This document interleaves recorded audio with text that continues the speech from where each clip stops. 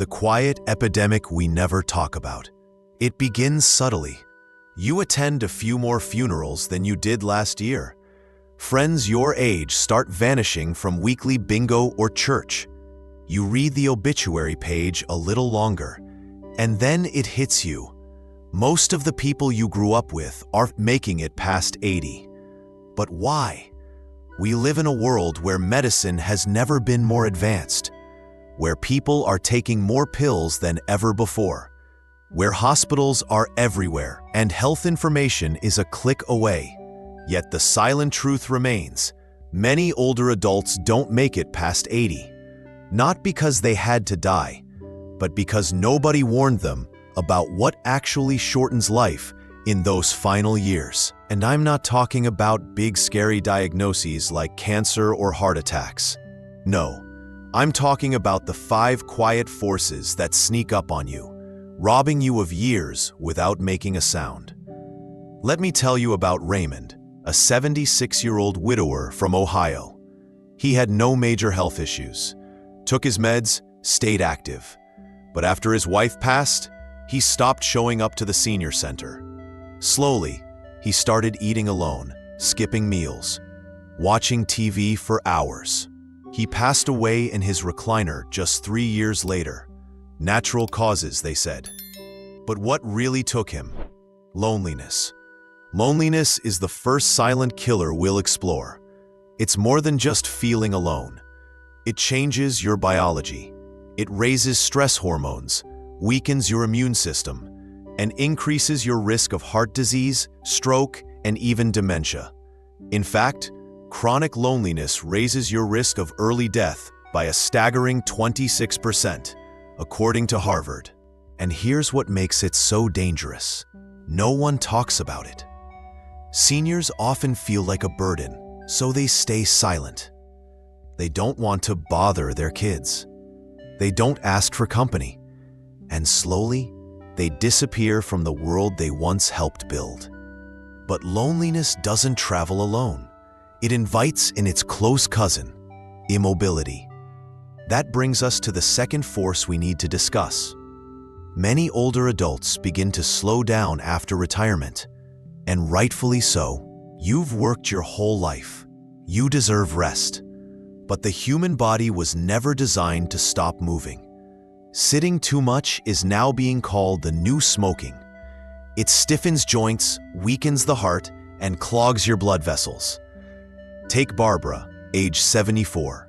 She slipped in her bathroom and fractured her hip. It was a minor fall, but it spiraled fast. Weeks in bed led to blood clots. Her blood pressure dropped. She never fully recovered. Within a year, she was gone. One study found that seniors who sit for more than 8 hours a day have a 59% higher risk of dying early. Not from some rare disease, but from the body slowly shutting down from lack of motion. Now, if you're thinking, well, I still walk to the mailbox, let me be honest, that isn't enough. Movement after 70 needs to be intentional. Stretching, walking, balance training, and most importantly, it needs to be daily. But even daily exercise can't save you if your third enemy is lurking: poor sleep. This one surprised me when I first saw the research. Most people think sleep is just about feeling rested, but it turns out poor sleep after age 65 is one of the strongest predictors of early death. Why? Because your body repairs itself during sleep. That's when your heart heals, your brain clears toxins, and your hormones reset. Miss out on deep sleep and your immune system crashes. Your memory fades. Your blood pressure rises. John, 78, told me he thought waking up at 3 a.m. was just part of getting older. But what he didn't know was that his frequent nighttime wake-ups were raising his cortisol levels and reducing melatonin, the hormone that protects the brain. He started having trouble remembering names, then directions, then even recognizing his grandchildren. Sleep problems after 70 are not just annoying, they're dangerous. and too many doctors brush them off as just aging. So here we are, 3 hidden killers: loneliness, immobility, and poor sleep. All common, all accepted, all quietly ending lives too soon.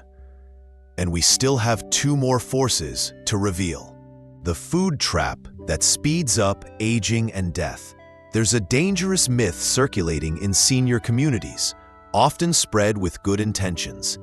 At this age, you've earned the right to eat whatever you want. While that sentiment is warm, comforting, and meant to honor years of hard work, it can be tragically harmful. The truth is, after 60, your body becomes more sensitive to the effects of food than ever before. Digestion slows, your insulin response weakens, your gut microbiome shifts, and your ability to detoxify harmful compounds declines. Yet millions of seniors continue to eat as if they were still in their 40s. Let me tell you about Nancy, a sweet 79-year-old from Georgia. She loved her morning pancakes with syrup and a side of bacon. "It's my little treat," she'd say. But what she didn't know was that the sugary breakfast was spiking her blood sugar each morning and causing silent inflammation throughout her body. Within a year, she was diagnosed with type 2 diabetes.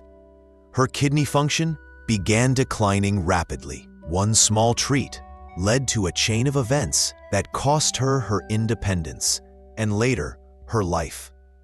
Processed foods, hidden sugars, and excessive sodium are killing seniors more quietly than cigarettes.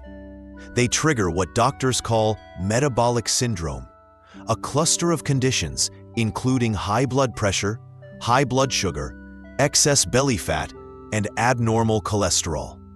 This deadly combo drastically raises the risk of heart attacks, strokes, and cognitive decline. But it's not just what seniors eat, it's what they no longer absorb.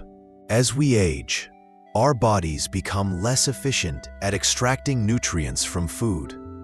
Vitamins like B12, D, magnesium, and omega-3s are essential for brain function, energy, and immune health. Yet most seniors are severely deficient, and sadly, most doctors don't check these levels unless you ask. This silent deficiency leads to fatigue, mood swings, memory lapses, brittle bones, and lowered immunity. One study found that low B12 levels alone can double the risk of Alzheimer's disease. Double. Now imagine combining that with daily sugar spikes, processed meals, and low hydration. That's not just bad eating. That's a slow, unintentional suicide. And yet, we see it every day. Meals on Wheels delivering ultra-processed trays. Retirement homes serving budget-friendly, carb-heavy dinners. Seniors believing it's too late to change now. But it's never too late, because the body has an incredible ability to heal when you give it what it needs, even at 70, even at 80. I've seen seniors reverse diabetes, improve memory, lower blood pressure, and regain energy simply by changing how and what they eat. Let me share the story of Walter, 81. After collapsing from dizziness, his son took him to a new doctor who immediately revamped his diet. Out went the frozen dinners. In came leafy greens, beans, nuts, water, and clean protein. In 6 months, Walter's blood pressure normalized, his joint pain eased, and for the first time in years, he slept through the night. Food is not just fuel after 60. It's your medicine. It's your defense. Or it's your slow poison. This part may be the hardest to accept, but it's often the most important. It's not about what you eat, how you move, or even what medications you take. It's about what you believe. That's right. After 70, your mindset becomes either your greatest ally or your most dangerous enemy. Many seniors unconsciously adopt a belief that sounds like this. This is just what happens when you get old. That single sentence has quietly killed more people over 70 than any disease. Because once you accept decline as inevitable, you stop fighting. You stop asking questions. You stop searching for better options. Let me tell you about Gloria. She was 82 when I met her, sitting quietly in a wheelchair at her daughter's home. Her health seemed fragile, thin frame, dry skin, little movement. But her daughter confided something shocking. "There's nothing physically wrong with Mom," she said. "The doctor said she's fine, but ever since she turned 80, she just says she's done." And that was it. Gloria had decided in her mind that she had reached the end of her purpose. She gave up, not because she had to, but because she believed it was time. The truth is, the brain doesn't stop growing at 60, or 70, or even 90. Neuroplasticity, the brain's ability to adapt and rewire, continues into late life. But only if you use it, only if you challenge it, only if you believe your best moments are still worth chasing. When seniors stop engaging mentally, the decline is swift. Memory loss accelerates, depression sets in, confidence vanishes. But when they stay mentally active, learning new things, setting small goals, trying new hobbies, volunteering, the effect is almost magical. They look younger, they act stronger, their health outcomes improve. A study published in the journal Aging and Mental Health showed that seniors who believed aging was associated with growth and potential lived 7.5 years longer than those who saw aging as decline. That's more than any medication has ever added. The key here is purpose. Purpose is the fuel that keeps seniors engaged. It doesn't need to be grand. It could be as simple as being a great grandparent, helping in a community garden, or learning how to play the piano. Purpose lights the brain. It tells the body, we're not done yet. That's it. But here's the tragedy. Society doesn't encourage this. It rewards youth. It sidelines the elderly. It tells them subtly and constantly that their time is over. And the worst part, many seniors begin to believe it. Don't let that be you. If you're over 70, your life still matters. You are still a source of wisdom, love, and value. And what you believe about aging may be the single most powerful force in determining whether you reach 80 or not. But there's one final force, and it may be the most overlooked of all. It lives inside many households, in plain sight. It comes disguised as caring, but its effects are devastating when not checked. It starts with the best of intentions. A daughter comes over and insists on cooking every meal. A son helps dad up the stairs, even if dad didn't ask. A nurse says, "Don't worry, we'll do that for you." It's all meant to help, to support, to make things easier. But what if I told you that too much help can actually shorten a senior's life? This is what we call the overcare trap, and it's quietly stealing strength, confidence, and independence from millions of older adults every single day. Let me share the story of Henry. He was 79 and living with his son and daughter-in-law. They loved him deeply, but without realizing it, they did everything for him. Carried his groceries, cleaned his room, walked the dog. At first, Henry enjoyed the comfort, but slowly, he stopped walking as much. Then came a fall, then the walker. Within 2 years, he was mostly in bed, not because of illness, but because he was no longer needed. Overcare sends a message, even if it's never spoken aloud. You can't do this anymore. And for many seniors, that message becomes a self-fulfilling prophecy. The human body thrives on small efforts, getting dressed, making tea, watering plants. These tiny movements keep the brain engaged, the muscles active, and the spirit alive. When those are taken away, even in the name of kindness, the body begins to surrender. This doesn't mean we shouldn't help our elders. It means we must learn the difference between supporting and replacing. Support looks like asking, "Would you like me to do that, or do you want to try first?" It means giving time, not rushing. It means encouraging movement, not preventing it. There's a powerful term in gerontology called learned dependence. It refers to how people, especially seniors, lose ability not because they can't perform tasks, but because they no longer believe they can. This mindset develops when every little challenge is taken away. And once the belief is gone, ability soon follows. Seniors who are over-cared for often stop reaching, bending, climbing, even thinking independently. And the scary part? This can lead to faster physical decline than actual illness. We don't just lose life through disease, we lose it through disuse. Now think about the systems we've built around seniors. Retirement homes where everything is done for them. Technology that assumes they can't learn. Family members who mean well but quietly reinforce helplessness. Over time, this erodes dignity. And when dignity fades, willpower follows. Seniors begin to retract from life, not because they want to, but because no one expects them to keep living fully. But here's the truth. Seniors are capable of far more than they're given credit for. I've met 85-year-olds who still cook for their neighbors, a 90-year-old who teaches chess to kids at the local library, a 76-year-old who started hiking after her husband passed. The body responds to belief, and belief is built by action.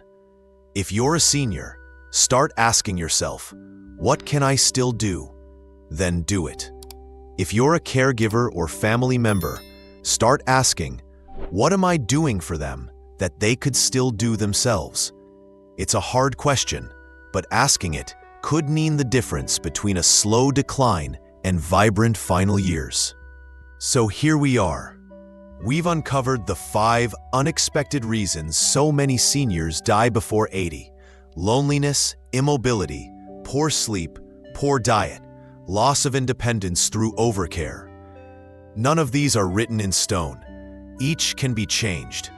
Each one of them has a door back to health, but only if we talk about them honestly. The shift that saves lives after 70. By now, you've seen the truth most people never talk about. It's not just disease or bad luck that shortens life after 70. It's 5 unexpected forces: loneliness, immobility, poor sleep, poor diet, and loss of independence that silently pull years away without warning. But here's the most important message of all. It doesn't have to end this way. In every story we shared, from Raymond to Barbara to Nancy and Henry, there was a moment when things could have changed. A moment when someone could have said, "Wait, let's do this differently." That moment is now, for you or for someone you love. The final and most powerful step isn't just about avoiding these dangers. It's about reclaiming control. Because the secret to aging well isn't found in pills, hospitals, or even perfect habits. It's found in mindset, in movement, in meaningful connection, and in making the decision to live, not just exist. Let me introduce you to Ernest. He's 87, a retired teacher, lives alone, doesn't own a smartphone, and yet Ernest is thriving. He cooks his meals, walks twice a day, volunteers at the library, and leads a monthly history group at the senior center. When asked the secret to his vitality, Ernest smiled and said, "I decided I wasn't done yet. That's it." Ernest isn't a fluke. He represents what's possible when you challenge the cultural lie that aging equals fading. If you're over 70, it's time to ask yourself some hard but hopeful questions. Am I truly connected or quietly isolated? Do I move every day in ways that build strength and balance? Do I sleep deeply or just lie in bed at night? Am I feeding my body real nourishment or habits from the past? And most importantly, do I still feel needed? Do I still feel in charge of my own life? If any of those answers make you pause, that's a gift. That pause is where the change begins. And if you're a caregiver, a daughter, a son, a grandchild, understand this: your love is powerful, but how you express it matters. True care empowers. It uplifts. It invites, not replaces. Don't just extend your hand. Hold space for their strength to rise again. This generation, your generation, is filled with grit, wisdom, and courage. You've survived wars, recessions, loss, change. You've raised families, built communities, carried traditions. You are not fragile. You are not done. What would happen if every senior believed that? If every person over 70 said, "I still matter. I still have time. I can still change my future." The research is clear. The body follows the mind. Movement heals. Purpose protects. Relationships revive. Nourishment restores. And independence ignites. So this isn't the end of the story. It's the beginning of a new chapter. A chapter where 80 isn't feared. It's just another page. Where you don't just hope to live long, you live well, with dignity, clarity, and joy. Let's stop accepting early decline as normal. Let's start raising the bar on what aging looks like. If this message stirred something in you, share it with your community, with your family, with the people you care about who may be fading too. Because awareness saves lives, but action changes them. So what's your next move? A phone call to a friend? A walk around the block? A change in your meals? A new bedtime habit? Whatever it is, take that first step today. And if you found value in this message, subscribe for more honest, life-saving conversations like this. You deserve to know the truth about aging and how to live strong, clear, and confident every step of the way. Your life isn't over. In fact, the best of it may still be waiting. So stand tall, breathe deep, and say it out loud: I'm not done yet.